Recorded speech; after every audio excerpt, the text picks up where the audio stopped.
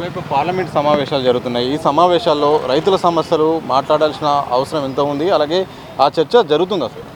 ప్రధానంగా ఈ పార్లమెంట్ సమావేశాల్లో బడ్జెట్ సమావేశాలు చూసుకున్నప్పుడు మొత్తంగా చర్చ అనేది రైతాంగ సమస్యలపైన కాకుండా దాదాపుగా ఏదైతే బడ్జెట్లో ప్రజా వ్యతిరేక వ్యవసాయ రంగానికి వ్యతిరేకమైన బడ్జెట్ రూపకల్పన చేసిన నాడే దాని చర్చలో తీసుకోవాల్సి ఉంది. ఇది బలంగా రావట్లేదు. బయట సంయుక్త కిసాన్ మోర్చా ఏదైతే లేవనెత్తిన ప్రశ్నలకు జవాబు కూడా లేని పరిస్థితి కనపడతా ఉంది. ఈ వెలుగులో ఈ నేపథ్యంలో మొత్తంగా మనం బడ్జెట్ చూసుకున్నప్పుడు ఏదైతే 10% బడ్జెట్ పెరిగిందో ఆ 10% బడ్జెట్ పెరిగిన దాని ప్రకారంగా కూడా ఈ బడ్జెట్లో కేటాయింపుల వ్యవసాయ రంగానికి లేదు అనే విషయాన్ని మనం స్పష్టంగా చెప్తా ఉంది. అదే సమయంలో ఏదైతే కార్పొరేటు వ్యవసాయ రంగాన్ని ప్రోత్సహించే విధంగా ఈ చిన్న సన్నకారు రైతాంగాన్ని బొందబెట్టే విధంగా ఈ బడ్జెట్ కేటాయింపులు ఉన్నాయని చెప్పేసి మేము భావిస్తూ ఉన్నాం.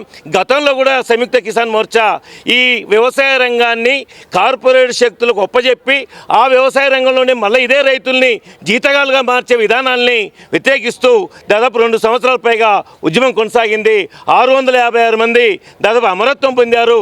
ఆ వెలుగులో ఈరోజు కూడా ఐక్య పోరాటాల వల్ల ఈ వ్యవసాయ రంగాన్ని కాపాడుకోవడానికి సన్న చిన్నకారు రైతుల్ని కాపాడుకోవడానికి కేవలం బడ్జెట్ నిరసన కార్యక్రమం అనేది దేశవ్యాప్తంగా బడ్జెట్ పత్రాలని ఇవాళ దగ్ధం చేశాము.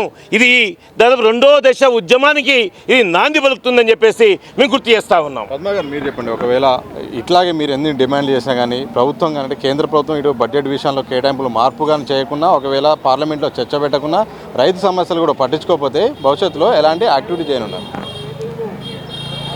గతంలో చేసినటువంటి దేశవ్యాపిత ఉద్యమ ఫలితంగా రైతు వ్యతిరేక 3 చట్టాలు వెనక్కి తీసుకుంటూ ఈ దేశ ప్రజలకు క్షమాపణ చెప్పి నేను ఈ చట్టాలని వెనక్కి తీసుకుంటాను, మద్దతు ధరల గ్యారెంటీ చట్టం చేయటానికి కూడా ఒక ప్రత్యేక కమిటీని ఏర్పాటు చేస్తాను అని లిఖితపూర్వకంగా హామీనిచ్చినటువంటి ప్రధానమంత్రి గారు ఈ రోజున బడ్జెట్లో వ్యవసాయానికి కేటాయింపులు తగ్గించటము అంటే కార్పొరేట్ శక్తులకు వారి కొమ్ము కాస్తూ వారి లాభాలకు మాత్రమే అనుకూలంగా బడ్జెట్ను కేటాయించటము అంటే ఈ దేశంలో రైతులు వ్యవసాయ కూలీలు జీవించే హక్కును కూడా పూర్తిగా దెబ్బతీయటానికే ఉద్దేశింపబడిన బడ్జెట్ ఇది.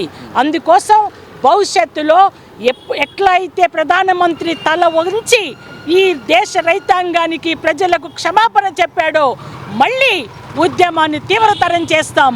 బడ్జెట్ను సవరించేంత వరకు వ్యవసాయాన్ని ఖచ్చితంగా వృద్ధిని పెంచటానికి వీలుగా బడ్జెట్ కేటాయింపులు వచ్చేంత వరకు కూడా పోరాటాన్ని కొనసాగిస్తాం. లేకపోతే బడ్జెట్ను సవరించకపోతే ఈ దేశంలో పరిపాలనను స్తంభింపజేస్తామని హెచ్చరిక చేస్తూ ఉన్నాం. రైతుల ఉద్యమం పట్ల ఆందోళన పట్ల మన దేశ రైతులే కాదు, మన దేశ ప్రజలే కాదు, ప్రపంచ దేశాల ప్రజలు చాలా గొప్పగా ఆకర్షితులై ఉద్యమాన్ని గొప్పగా చెప్పుకోవటమే కాక ఈ రోజున ఇతర దేశాలలో కూడా రైతాంగ ఉద్యమం పంటలకు మద్దతు ధరలు కావాలి అనే డిమాండ్ని ఇతర దేశాలలో కూడా లేవనెత్తారు. అంటే మొత్తంగానే ప్రపంచ స్థాయిలోనే రైతుల యొక్క రక్షణ కోసం వ్యవసాయ అభివృద్ధి కోసం పోరాటం కొనసాగుతూ ఉంది. ఇది బయట లోపల మన దేశంలో ఈ ఉద్యమం ఉధృతమై తీరుతుంది. కేంద్రంలో మోడీ మాటలు చెప్పి గారడీ చేస్తే సహించమని హెచ్చరిక చేస్తూ ఉన్నాం. 63 సీట్లలో రైతులు కార్మికులు నిలబెట్టి బీజేపీ అభ్యర్థుల్ని ఓడించినా కూడా ఇంకా సిగ్గు రాలేదు కేంద్రంలో పాలనలో కొనసాగుతున్న రాజకీయ పార్టీలకు. అందుకోసమే ఈ దేశ రైతాంగం గురుతరమైన బాధ్యత నిర్వర్తించి తీరుతుంది.